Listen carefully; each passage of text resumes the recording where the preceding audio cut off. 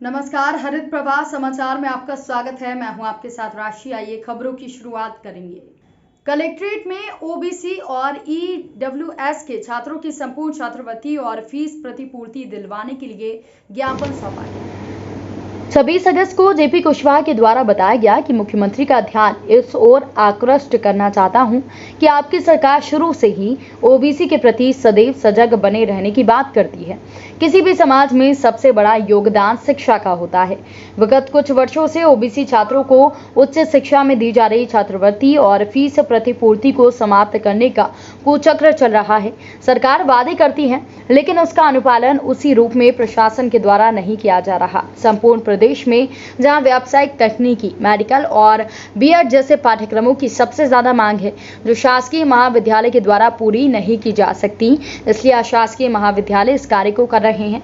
अशासकीय महाविद्यालय की फीस अधिक होने के कारण ओबीसी के गरीब छात्र फीस देकर पढ़ाई करने में सक्षम नहीं है। एक और जहां छात्रवृत्ति के नाम पर फीस प्रतिपूर्ति राशि साल दर साल घटा दी गई है, लेकिन सरकार के द्वारा छात्रवृत्ति की राशि बढ़ाने का प्रोपेगेंडा किया जा रहा है, जबकि छात्रों की मूल समस्या महाविद्यालय में जमा की जाने वाली शुल्क और परीक्षा शुल्क है। साथ ही मीडिया को जानकारी देते बताया कि ये ज्ञापन का कार्यक्रम रीवा जिले के साथ मध्य प्रदेश के संपूर्ण जिलों में मुख्यमंत्री के नाम कलेक्टर को दिया जा रहा है और आने वाले दिनों में मध्य प्रदेश के ओबीसी के समस्त लोग एकत्रित होकर आंदोलन करेंगे। छात्र संघ के द्वारा ज्ञापन सौंपा गया है। ये आज ओबीसी स्टूडेंट फ्रंट रीवा इकाई के द्वारा जो यहाँ पर ज्ञापन सौंपा गया है, 3 बिंदुओं पर यह ज्ञापन है। इन संगठन का कहना यह है कि जो इनको छात्रवृत्ति पहले सरकार के माध्यम से मिल रही थी उच्च शिक्षा के लिए, उस छात्रवृत्ति में कुछ कमी कर दी गई है शासन के द्वारा। सरकारी कॉलेजों में तो छात्रवृत्ति शायद पूरी मिल रही है, इनका कहना है, परंतु निजी कॉलेजों में भी कुछ छात्रवृत्ति को लेकर के कमी की गई है। उसी के संबंध में माननीय मुख्यमंत्री महोदय के नाम पर यह ज्ञापन दिया गया है। कलेक्टर सर के माध्यम से ज्ञापन प्राप्त कर लिया गया है, द्वारा उसके माध्यम से अग्रेसर कर दिया जाएगा। ठीक सर, आज ओबीसी स्टूडेंट के द्वारा ज्ञापन सौंपा गया है, क्या मांगे हैं? ओबीसी स्टूडेंट फ्रंट के द्वारा ये मांगे की जा रही हैं कि ओबीसी छात्रों की छात्रवृत्ति, ये कहें कि छात्रवृत्ति के साथ में फीस की प्रतिपूर्ति सरकार किया करती थी। जो कभी जैसे कोई बीएड कर रहा है तो 35 से 40 हज़ार फीस लगती है और उसकी प्रतिपूर्ति हो जाया करती है। तो सरकार ने ओबीसी के लोगों के साथ, छात्रों के साथ बड़ा धोखा किया। अभी आपको ध्यान होगा कि 1.5-2 साल पहले इन्होंने कहा था कि हमने छात्रवृत्ति डबल कर दी, तो निश्चित रूप से उन्होंने छात्रवृत्ति डबल की थी। एक्चुअल में होता क्या है, मैं आपके माध्यम से जनता को ये बताना चाहता हूँ, सरकार को, कि धोखा किस तरह से हुआ है। कि जो छात्रवृत्ति 70 रुपये हुआ करती थी, महीने के हिसाब से होती थी, छात्रों को पढ़ाई खर्चे के रूप में होती थी, तो उसको बढ़ा के उन्होंने 200 के आसपास कर दिया। और जो फीस जो 35,000 40,000 हुआ करती थी, उसको घटा के उन लोगों ने 10,000 देना शुरू कर, मतलब टोटल दोनों मिला के 10,000 देना शुरू कर। तो इस तरह से अब हमारे जो गरीब छात्र हैं ओबीसी के, उनको वो तो पढ़ाई से वंचित होने लगे हैं। अभी हमारे बीच का एक छात्र है, 10वीं में उसने अब टॉप किया था, और 12वीं के बाद ये कोरोना, अब उसको समस्या ये हो रही है कि हम क्या करें। वो इतना गरीब था कि वो IIT JEE का जो एंट्रेंस एग्ज़ाम होता है उसका 700 रुपया फीस नहीं जुटा पाया।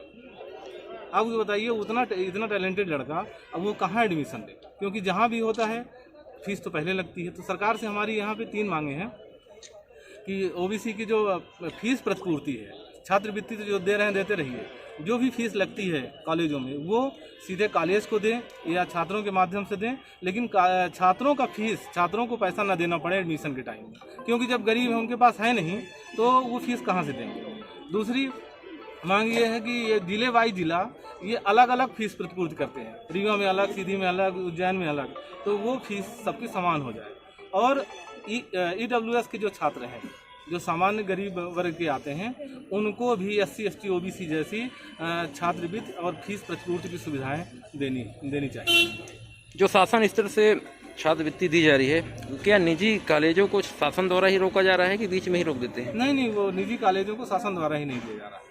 वो संबल कार्ड और मजदूर कार्ड जो है वो निजी कॉलेजों में नहीं चलते, जबकि सबको मालूम है कि जो निजी कॉलेज में जो कोर्स चलते हैं, मैनेजमेंट के, तकनीकी कोर्स, इंजीनियरिंग के और बीएड मुख्य रूप से नौकरी देने का बड़ा साधन है। तो ये सब ज़्यादा से ज़्यादा कहाँ है, प्राइवेट कॉलेजों में है। सरकारी कॉलेज में संख्या ही नहीं है, कितने लोगों को पढ़ा सकते हैं। तो हमारी मांग ये है कि जब तक आप निजी कॉलेज में ये सुविधा उपलब्ध नहीं कराएंगे तो छात्र कहाँ जाएंगे। क्या नाम है बेटा आपका? अंकित द्विवेदी नाम। आपने यहाँ तहसील कलेक्टर जी को मुख्यमंत्री के नाम से ज्ञापन सौंपा है, किस बात को लेकर ज्ञापन सौंपा है? सर एक्चुअली फीस की प्रॉब्लम रहती है। कैसी प्रॉब्लम रहती है? मतलब कि फीस टाइम टू टाइम नहीं हो पा रहा है, मतलब थोड़ी पुअर फैमिली से हैं। तो क्या आप फीस देने में सक्षम नहीं है? जी सर। तो क्या स्कॉलरशिप का लाभ आप लोगों को मिले ये चाहते हैं? जी सर। क्या गुहार लगा रहे हैं, क्या मांग किए हैं?